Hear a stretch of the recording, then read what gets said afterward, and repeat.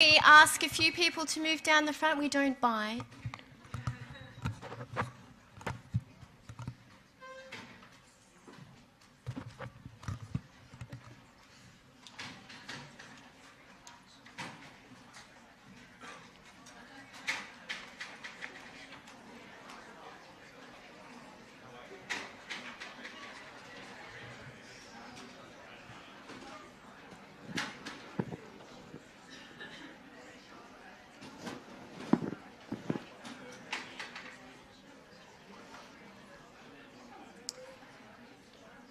Plenty of room down the front, as usual.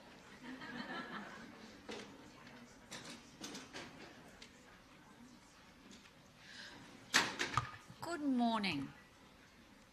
I'd like to open by acknowledging the traditional owners of the land on which we gather and meet and pay our respects to elders past, present and emerging. Colleagues and students. Got any students in the room yet? Yeah. Welcome to you all. Welcome to the opening of Teaching and Learning Week 2018. I'm Doon McDonald. I'm Pro-Vice-Chancellor, Teaching and Learning and Director of Italy. And so Italy, together with many people across the faculties and schools of the university, are participating in bringing you a fabulous Teaching and Learning Week. It's my special pleasure this morning to introduce you to our keynote speaker, Dr. Thomas Carey, Research Professor at the Centre for Research in Mathematics and Science Education at San Diego State University. Now, Tom's a rare scholar. It's not often you have someone who's got expertise across curriculum, pedagogy and assessment in higher education. Now, some of you may recognise Tom because he's shared his knowledge with us previously as a visiting academic in 2016, 2017 and is back by popular demand for 2018. In his native Canada, Tom serves as Executive in Residence for Teaching and Learning Innovation with the British Columbia Association of Institutes and Universities. I think we need a position like that. His previous roles include Department Head, Associate Vice President in 2 Canadian research universities and Senior Partner with Carnegie Foundation for the Advancement of Teaching. And there are many more significant positions that are also listed on Tom's CV. Now, in the past, Tom's spoken with us on the future of the BA, exemplary teaching and learning practices and strategies, and how to build game-changing graduate capabilities. He's currently working on a new employability framework entitled Developing an Innovation-Enabled Workforce. So, just as you can hear from those words I've mentioned, Tom almost single-handedly personifies all that we are trying to achieve at UQ on our teaching and learning agenda, which many of you know is quite a rich agenda at the moment. Tom has been described as a connector, coach and catalyst, and I know that you'll see those qualities emerge in his presentation with us this morning. I asked Tom this morning why he keeps accepting our invitations. It's almost like we're stalking him wherever he goes in the world. And he said it's about enjoying his work with you and the Brisbane River. 50-50? Tom will explore how teaching and learning practices can better prepare both educators and learners to engage with and shape the future of work. He's going to speak for about 20 minutes, engage with you, time to ask questions, set you a task, a little bit more from Tom, and then we've got time for some more discussion, interaction towards the end of the hour. So please join with me in extending a very warm welcome to Dr. Carey.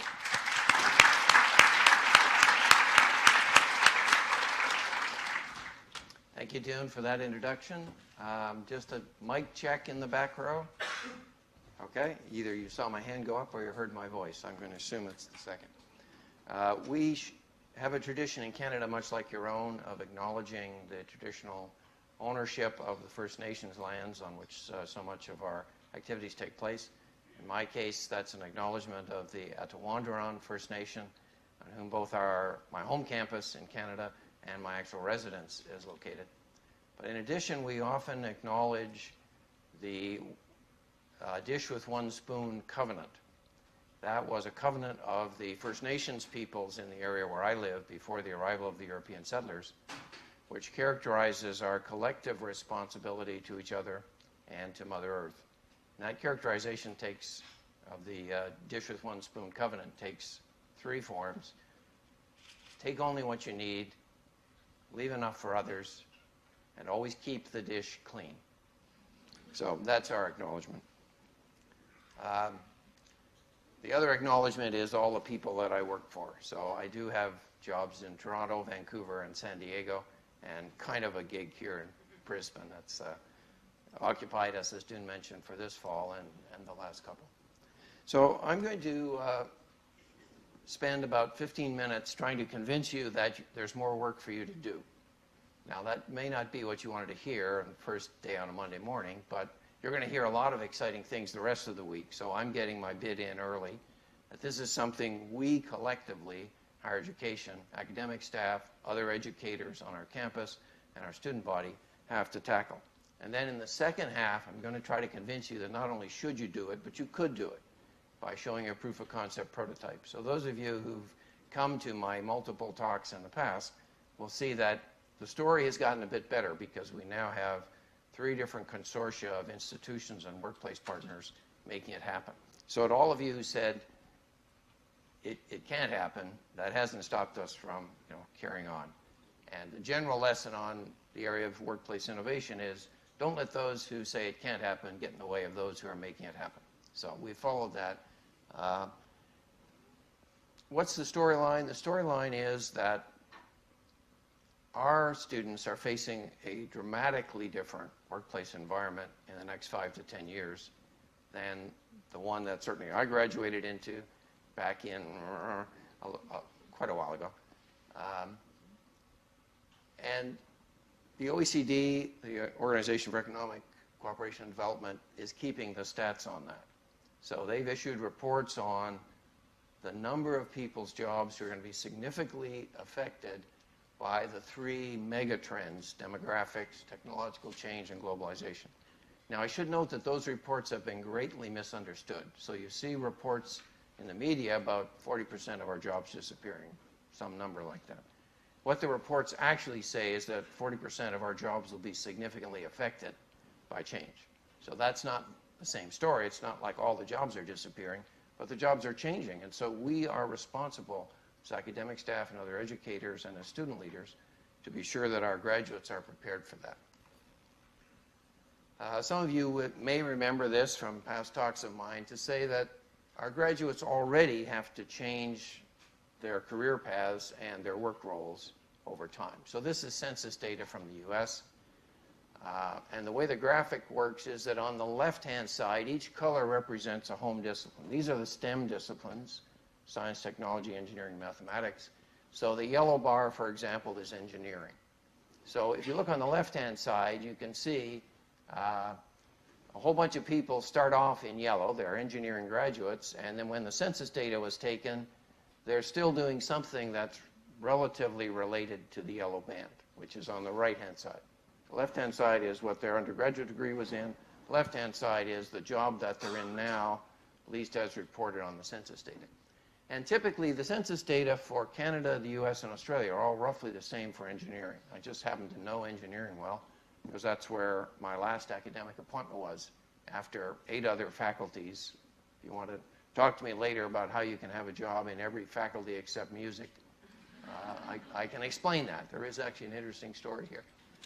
But you see that about half of the engineers, people who graduate with an engineering degree, are not at any given time working in engineering. Now, that's not necessarily a bad story. They may be in management, they may be CEOs, they may be entrepreneurs. But it's very typical of all of our disciplines that at some point our students have to work in a different field. These are what the census calls the non-STEM majors. Please don't be offended if you're defined by what you aren't. Somehow that was the way they did it. And you can see that, as you might expect, the carryover of people into different careers is much stronger in liberal arts and social sciences. My own case, my undergraduate degree was a BA in pure math and philosophy, but as far from any job as you can imagine an undergraduate student going. And then I did a PhD in software engineering.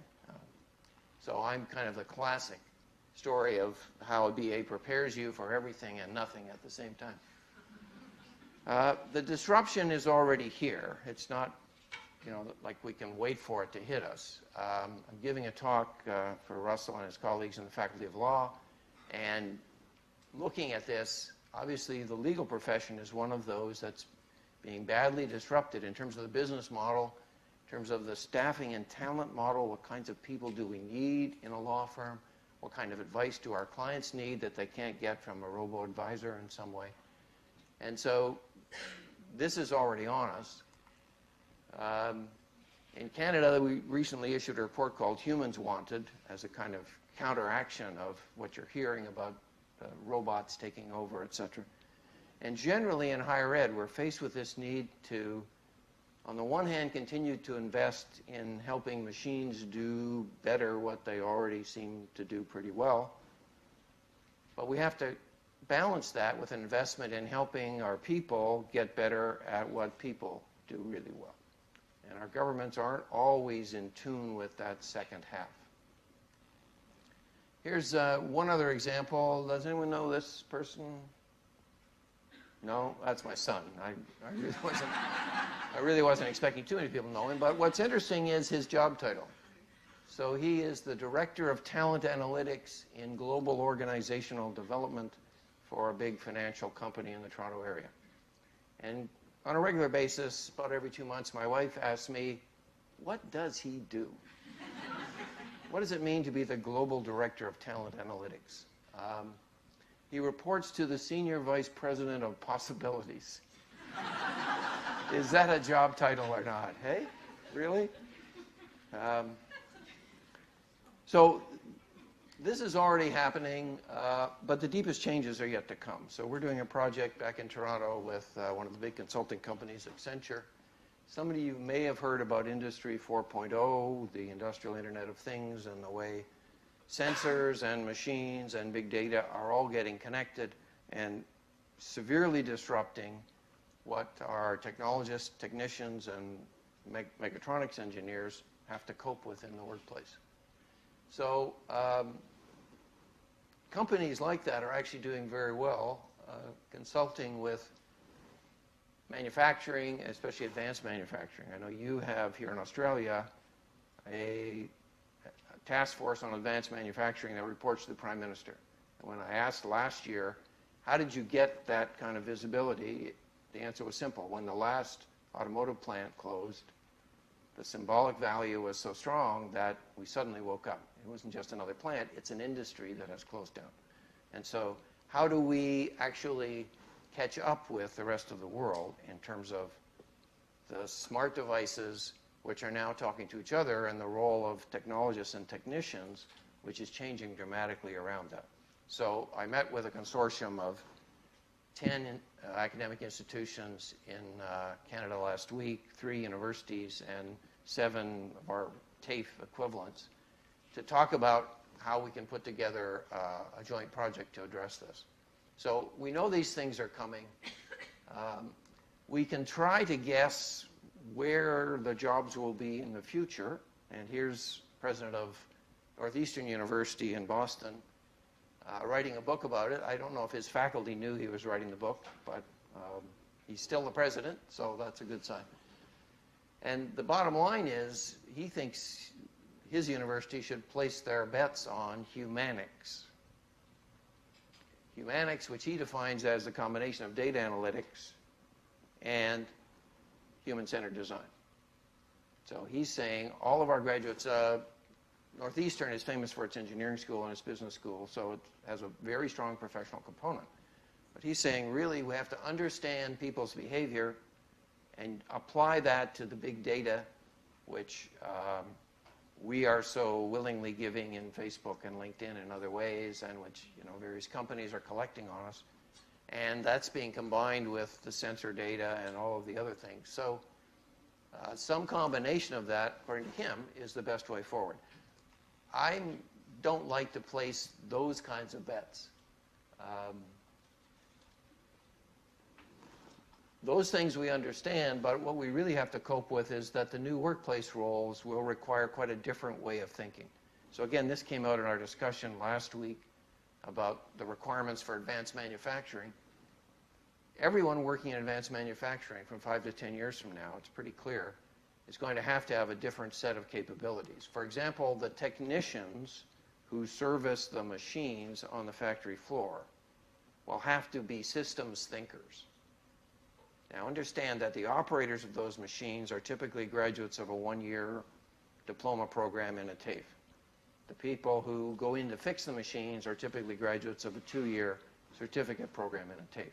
People who design the machines are typically mechatronics engineers such as you would have here in your engineering school. But all of those people now have to have a bigger picture of what's going on. You don't go in to figure out what's wrong with the machine is already telling you what it needs. But now you have to figure out, are those sensors correct? Is the picture that I'm getting consistent with the larger picture that I can see on my own? So one group in the US has defined 14 sub-competencies for systems thinkers. And when I sat down last week with the engineering schools and the folks who train technicians and technologists, we went over this to say, how in the world would we ever squeeze that into our curriculum? It's not like something's going away. The technician still has to be able to go in and replace the part and do all of those kinds of things, but now has to have a much broader view. Okay, so I don't have a crystal ball like the president of Northeastern University. I'm not prepared to bet on, here's a particular job that I should direct my children or my grandchildren into, other than senior vice president for possibilities. I think that one I'm still going to recommend. So rather than thinking in those terms, this is the way we're trying to frame the problem. That the one thing that we really know our students are going to have to grapple with is adapting to these new roles, working with knowledge that doesn't yet exist, so I really can't teach you that. But even further, you're using knowledge practices that don't yet exist. So my son's job, Global Director for Talent Analytics, 10 years ago, the data wasn't there, and the practices to manipulate that data weren't there. So that role simply did not exist. And then finally, in new job definitions that don't yet exist. So rather than saying our students should all take data analytics, or every one of our BA students should take a minor in accounting or whatever, those fields are also going to be disrupted. So what's really important is that our students become able to engage effectively with that kind of innovation and change.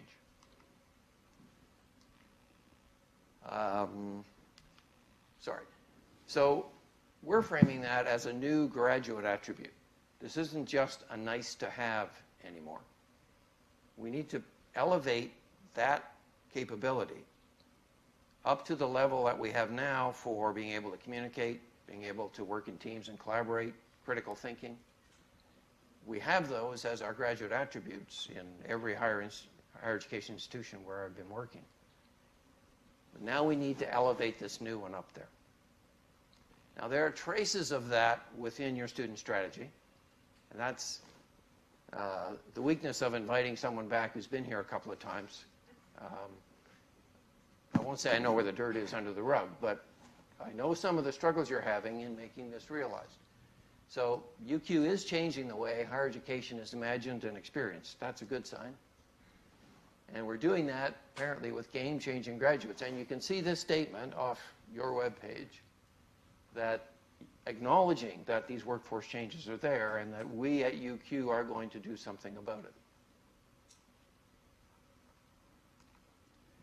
So you're not going to have 5 minutes to talk to the person next to you or someone nearby to explain to me how you're doing this. Because if you've got a better idea than mine, I can skip the second half of this presentation. Okay? Second half of the presentation is showing, yes, in fact, you not only should do this, but you can do it because we've got a proof of concept prototype, 2 different proof of concept prototypes in different parts of Canada. But now, I want you to talk to someone next to you and say, how real is this? What are we doing to make this happen? And what aren't we doing? And you can hear from the students. I know in the next session this is going to come up as well. You have 5 minutes to chat to the person next to you and convince me of how well you're doing.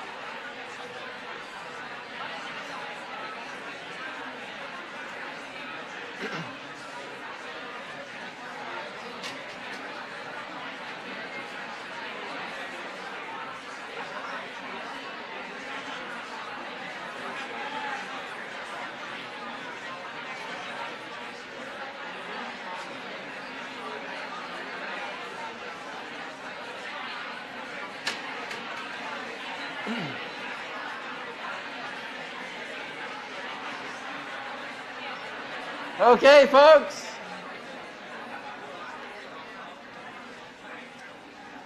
We're going to take a vote now.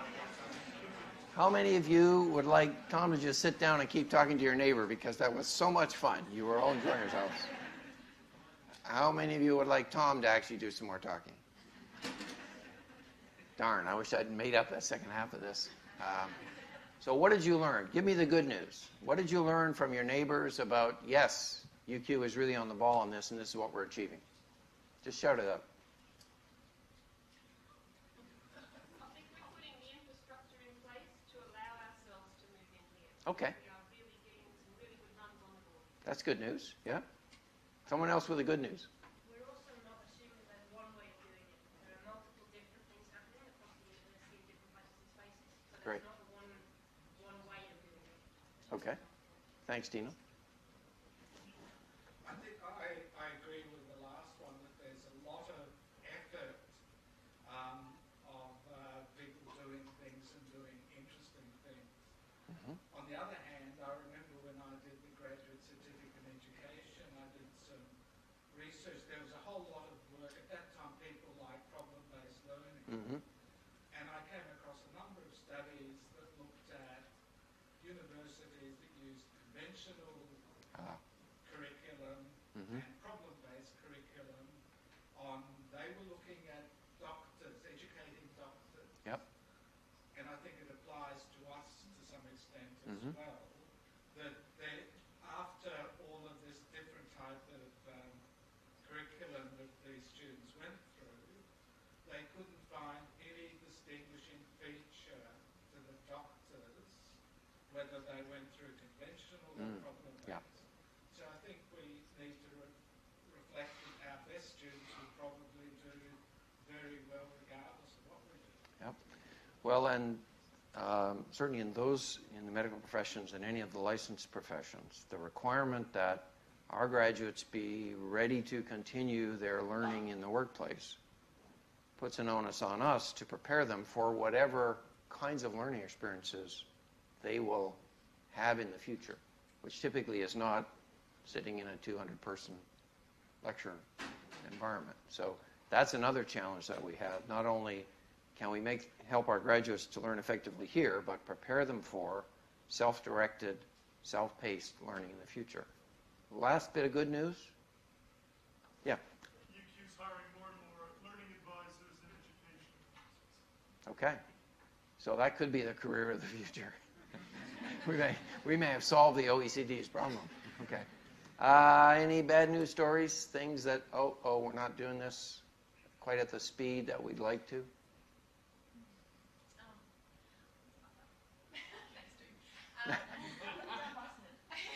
I just said I think that there's some work to do, and I Yeah. apologize for the students in the room. I think there's some work to do with students as well. Yeah. I think that students are so time jealous that sometimes there are no shortcuts to different ways of thinking that we're talking Yep. about. The collaborative thinking, creative thinking, all that higher order thinking. There's no shortcuts. It takes longer than Right. consuming content. Yeah.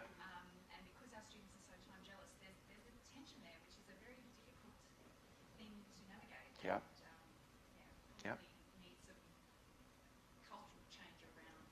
Right. Yeah. It's very unlikely that on the orientation day for the new law school students, we show them that slide about it's all changing and we don't actually know where it's going. I mean, that wouldn't inspire confidence in us as academic staff. Well, it's exciting. It is, yeah. There's never been a Yeah. more exciting time, That's right. but there aren't any shortcuts. Yeah. Just because we've got technology and all these, different ways of working with knowledge and all that sort of stuff, doesn't Right. mean it's faster, quicker. Indeed. Okay. Another, yeah. So teaching problems that are unique and involve uncertainty can be fun to engage in workshop. There's at least a substantial population of students who do not like the uncertainty. Yeah. Yes, that's right. Really? Here? The zone they're heading for is hard. Okay. Yeah. Yeah. Yeah. Two more comments and then we'll go. So in a time of very rapid change, there's also a tendency to kind of see things and go, right, this year we're going to do this, and this year we're going to do that. But there's a lot of value in having staff that's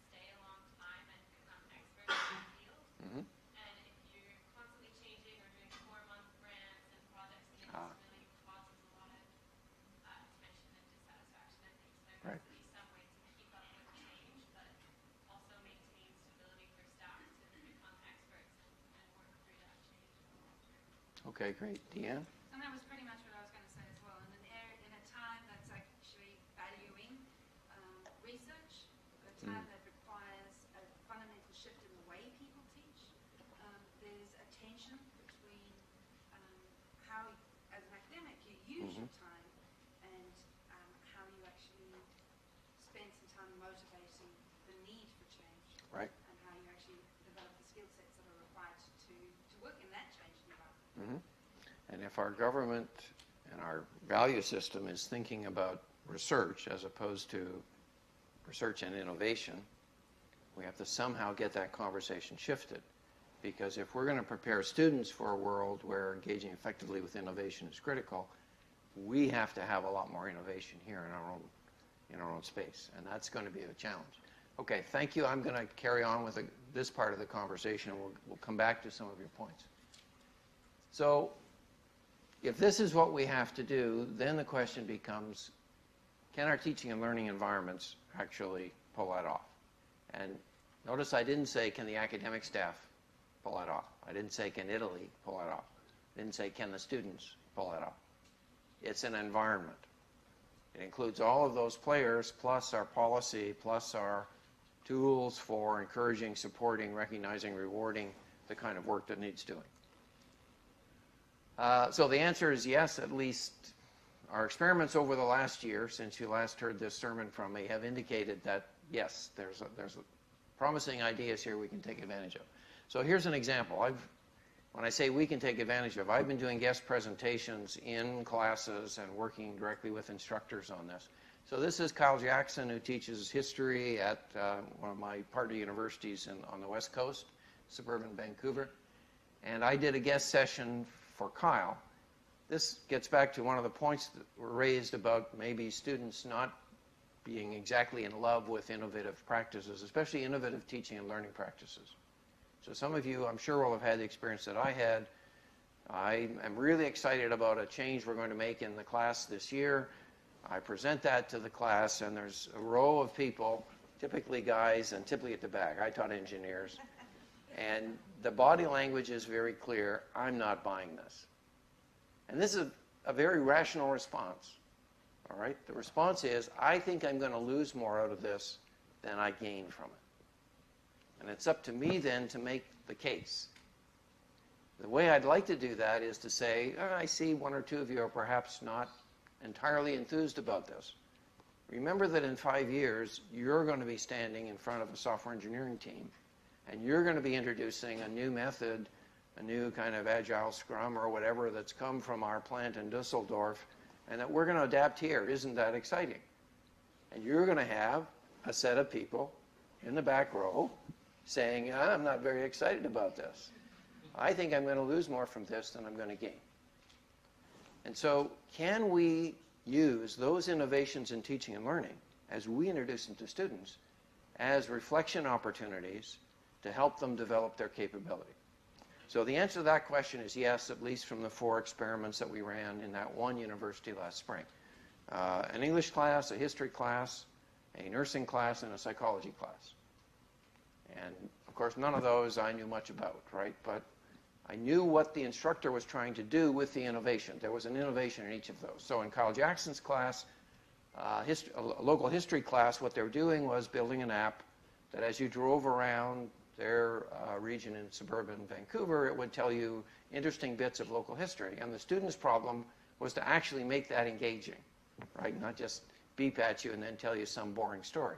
But they were communicating interesting aspects of local history. So I conducted a class session then. This was from the pre-class exercise. So they got this the week ahead of time, explaining to them what we were trying to do. And these were art students, so any mention of this will give you a really interesting conversation with somebody recruiting employees caught their attention.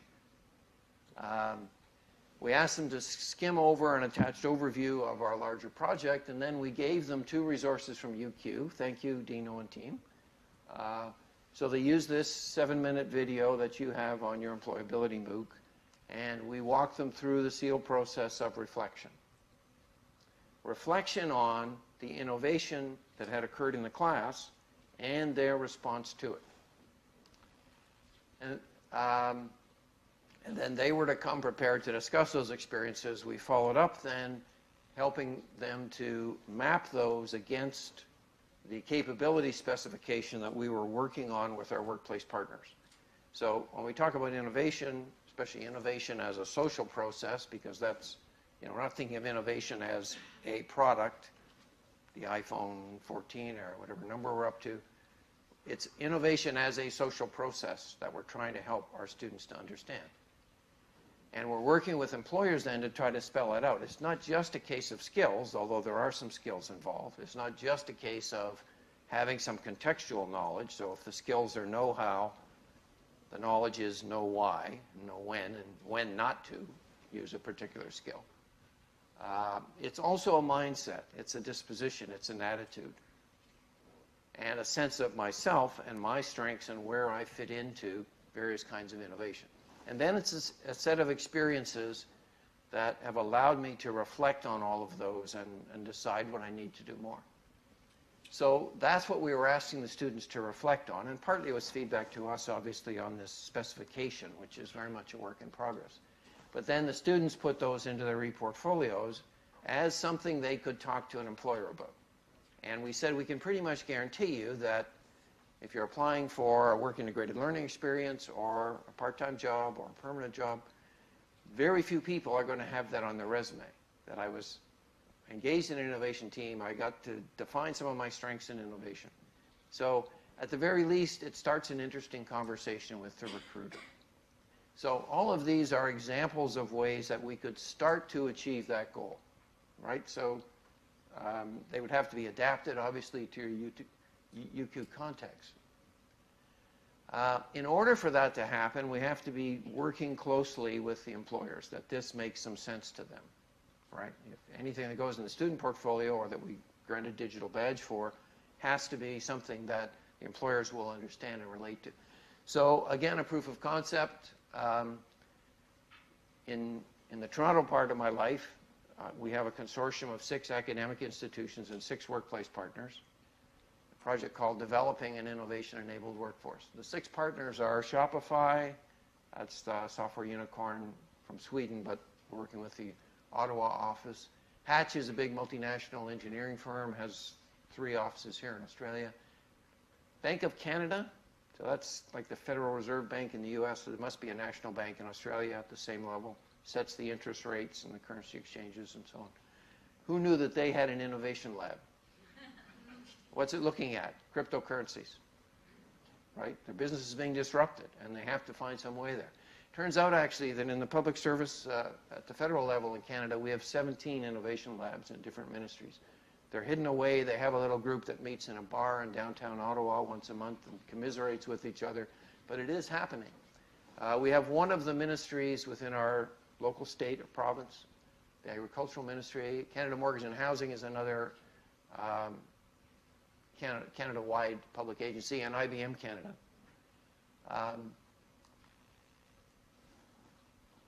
We're calling this beast a capability innovation network because we don't have any other name for it.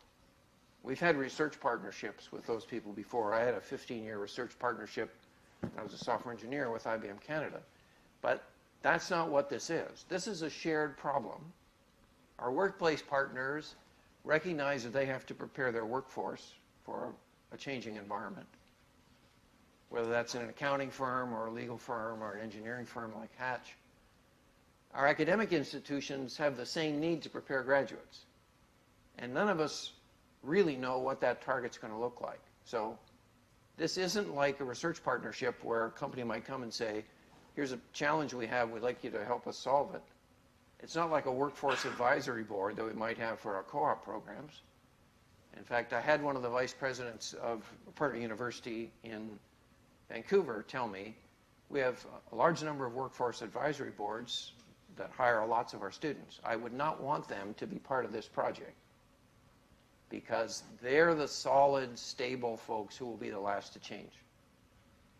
So it's a different kind of relationship. We need to find the people who are very engaged in innovation and whose human resource departments are looking to hire graduates who are capable of innovation to help us do that. So this is a new kind of beast. That means there's no funding mechanism for it in any of the state or federal sources of funding, so we're going to have to invent some things as we go along. Because now our common challenge is not just higher ed deliver what we need, it's help us figure out what in the world we all need, and maybe not just define that, but actually shape it more as we go forward. So we're doing this with 6 academic partners, so again, that's something no one institution should be trying to do on its own. Partly because it's such a multidimensional challenge, but partly because when you're involved in that kind of innovation project, you have to think in different ways. You have to get out of your own way of thinking. We have a project in Canada that we're still trying to get funding for, which is on innovation and indigenous ways of knowing. And I think that might be something that Australians would also be interested in. We're trying to move from tolerating indigenous ways of knowing, accepting indigenous ways of knowing, welcoming indigenous ways of knowing, to actually leveraging indigenous ways of knowing. So if your innovation team requires people who can think in different ways, then suddenly indigenous ways of knowing aren't just applicable in indigenous social work, it applies to all of social work, because it would help us to think in different ways. So we've got deliberately a set of quite different institutions there. Okay, there are flagship research universities, there are small undergraduate universities, there are polytechnic institutes, and so on. We also have the host university. So they gave me an appointment in the Lausanne School of Engineering as executive in residence. I always find it's easier to get an appointment if you come as a profit center. If you say, I've got a grant, I need somebody to run it, then most provosts are sort of, oh yeah, sure, profit center, that's even better. So I have an appointment there, but the university was so committed to it that their vice president of finance administration, Carol McCauley, said, I want to be on the Workplace Partners. Okay? I want to take advantage of what you're learning so that our own workforce can get more innovative. And she put up $50,000 to say, hire a staff person half-time to bring these results back to us. Now, let me say that probably wasn't a good idea on her part. So we've got the 3 top-level A-team innovators from the corporate sector and 3 top-level innovators from the public sector, and we've got York. Okay, so we go out to interview all the workplace partners and ask about your innovation strategy. What is your strategy for changing your workforce talent base? And we got 6 great answers, and then we got the university answer. So in some ways, it wasn't entirely fair to the university to say, sit at the table with these innovation leaders. Now, that wouldn't be true of UQ, I'm sure, but just a little warning. It sounded really good on paper, but they're now kind of thinking, what did we get ourselves into?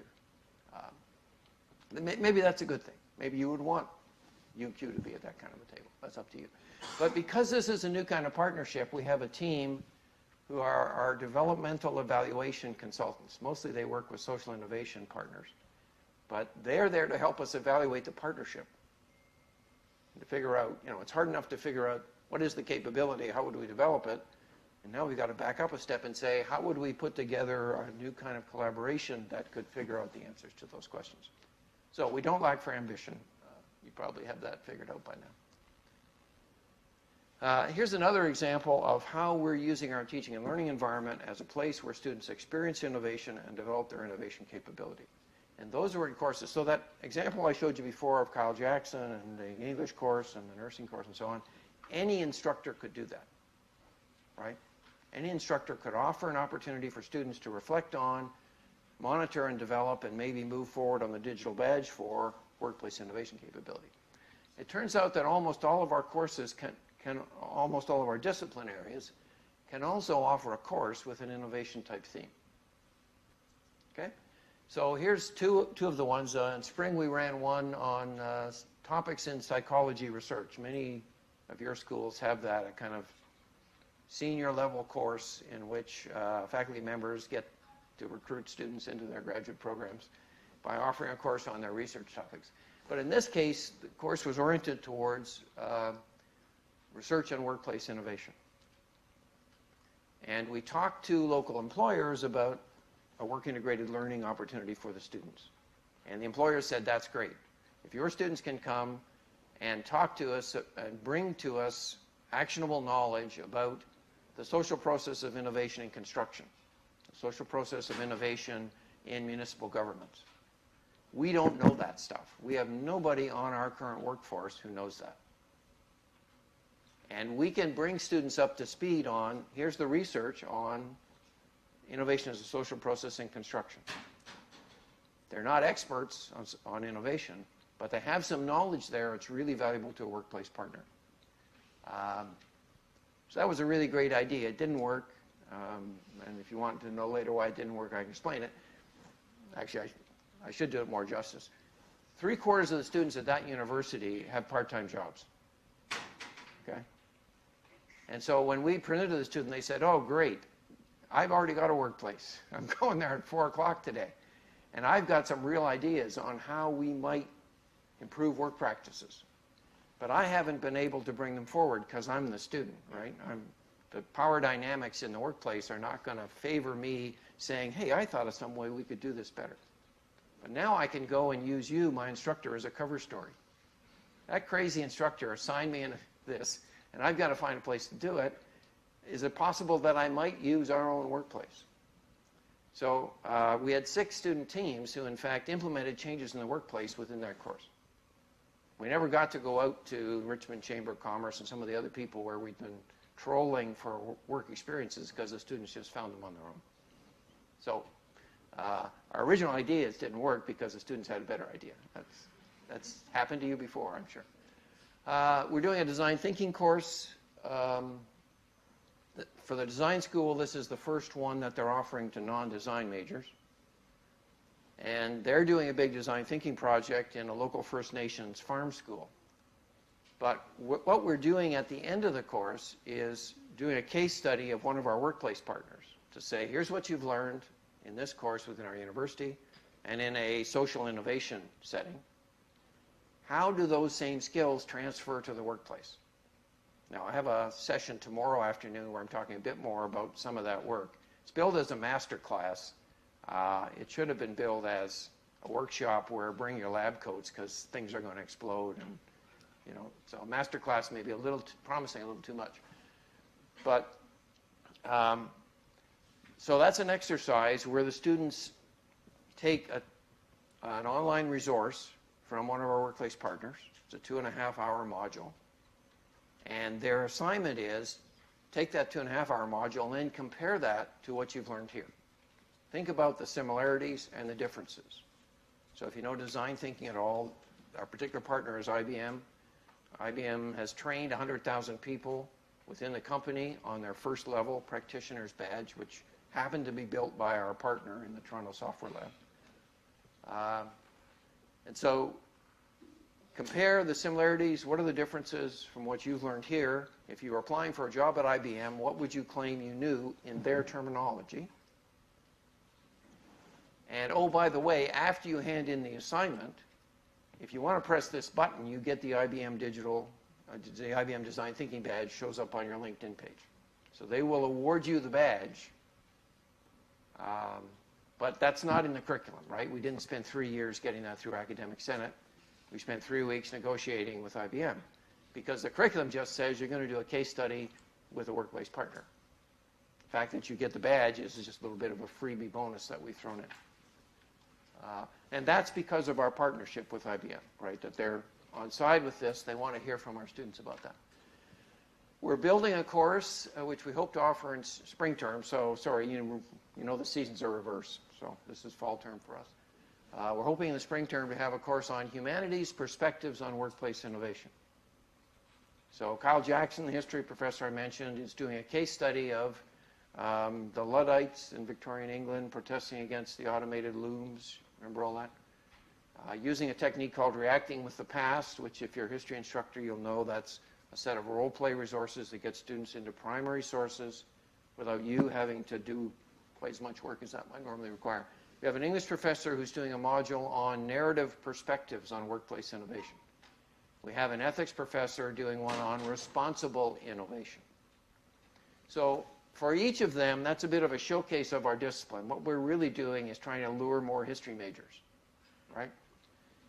Well, that's not all. I mean, Kyle wants students to understand how historical thinking could contribute value to a workplace innovation setting. And Jennifer Williams in English wants to show how a narrative perspective could contribute value. But it's also a chance for them to showcase it and to say to those students, you could actually be a history major and also be studying workplace innovation and have a good case to make that you bring distinctive value into a workplace. And so go home and tell your parents at that uncomfortable dinner conversation, what are you going to do with your history degree? Well, actually, I'm doing innovation. Oh, that's got to sound a lot better. So if nothing else, it helps with the dinner conversations with your parents. And then we have another class, Educational Studies 1100 is a class on transitioning into university. And its capstone at the other end is 4100, transitioning out to the workplace. We are introducing workplace innovation into both of those courses as a way of helping things to move forward. Okay, I've talked about workplace innovation, but there's at least 5 or 6 other such themes that we could be focused on. So that same notion that our workplace here, where we do work in teaching and learning, is one in which students can develop these capabilities for the future of work. Okay? It takes some movement on our part to create a future-oriented workplace for them. And so the level of innovation on our part has to scale up. So this goes back to that one I showed you before about humanics. So if we think that all our students need to know something about how to work with big data and analytics on that, we have an ideal opportunity to do that. You have a great team here doing learning analytics. In the last 2 or 3 years, there's been a growing emphasis on learning analytics for learners, which in some ways is defeatist. If we can't get the faculty to do it, then the students certainly will, because they eat this stuff up a lot better than we do. But suppose that out of that, there was a badge around analytics. It happens to be data about students and about learning and teaching, but the methods, the analytic methods apply in a much broader sphere. So there are lots of other examples like that. The toughest part of all of this, I mentioned skills, knowledge, mindsets, and experiences. So the toughest part is clearly mindsets. And it's not just tough in terms of students. It's tougher because we actually need our academic staff then to be innovative, to reflect on it. When we introduce a change in teaching and learning, to explain that to students in a way that relates to the larger goals we have for their capability. So some of you have heard my talks before know that this always appears, it's usually towards the end, from the great master teacher Parker Palmer. Good teaching comes from the identity and the integrity of the teacher. It's not just a matter of technique. It's us being true to who we are, so that how we teach is a key part of what we teach. And so the question for us now is, how can you, as UQ educators and students, engage with innovation in ways that are models for our students' engagement? Because if we show that we don't understand innovation in our workplace of teaching and learning, how is anybody going to believe us in terms of the content that we're trying to communicate? So that is our ultimate challenge, and with that, I'm going to stop.